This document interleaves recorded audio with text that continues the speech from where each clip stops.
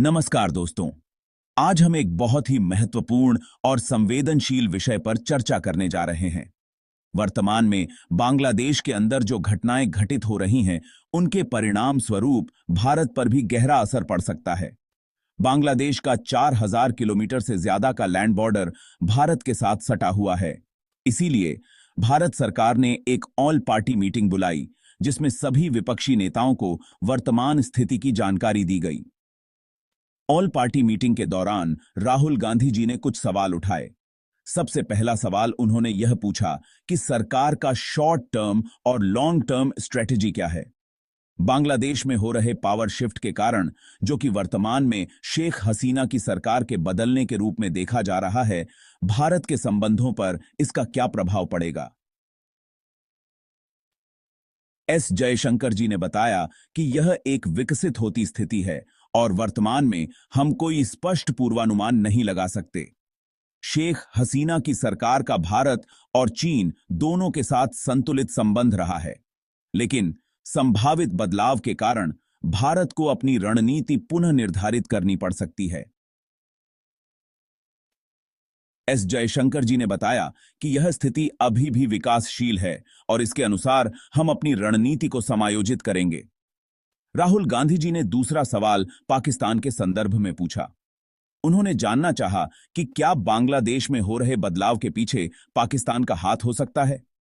S Jaishankar जी ने बताया कि इस समय इसकी जांच की जा रही है। पाकिस्तान के कुछ डिप्लोमेट्स लगातार अपने सोशल मीडिया प्रोफाइल्स बदल रहे हैं, जो कि स्थिति के प्रति उनकी खुशी को दर्शाता है। यह स्थिति अफगानिस्तान के तालिबान अधिग्रहण की याद दिलाती है, जहां पाकिस्तान ने भी अपनी भूमिका निभाई थी। हालांकि वर्तमान में तालिबान और पाकिस्तान के बीच भी तनाव चल रहा है। इसी तरह बांग्लादेश की स्थिति पर भी भारत कड़ी नजर रख रहा है और आवश्यकतानुसार प्रतिक्रिया देगा। एस जयशंकर जी ने बताया कि भारत सरकार इस स्थिति पर निकटता से निगरानी रख रही है और परिस्थितियों के अनुसार कदम उठा रही है। राहुल गांधी जी का तीसरा सवाल था कि क्या भारत इस स्थिति को पहले से अनुमानित कर रहा था। एस जयशंकर जी ने बताया कि भारत हमेशा ऐसी स्थितियों पर निगरानी रखता है, लेकिन भविष्यवाणी करना मुश्किल होता है। इस गंभीर स्थिति में विपक्ष ने भी सरकार को अपना पूरा समर्थन दिया है। यह राष्ट्रीय सुरक्षा का मामला है और इसे हल्के में नहीं लिया जा सकता। एस जयशंकर जी ने ट्वीट करके विपक्ष के समर्थन की सराहना की। भारत सरकार बांग्लादेश में रह रहे भारतीयों की सुरक्षा के लिए लगातार कदम उठा रही है।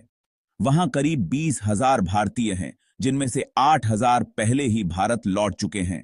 भारतीय उच्चायोग के साथ लगातार संपर्क बनाए रखा जा रहा है।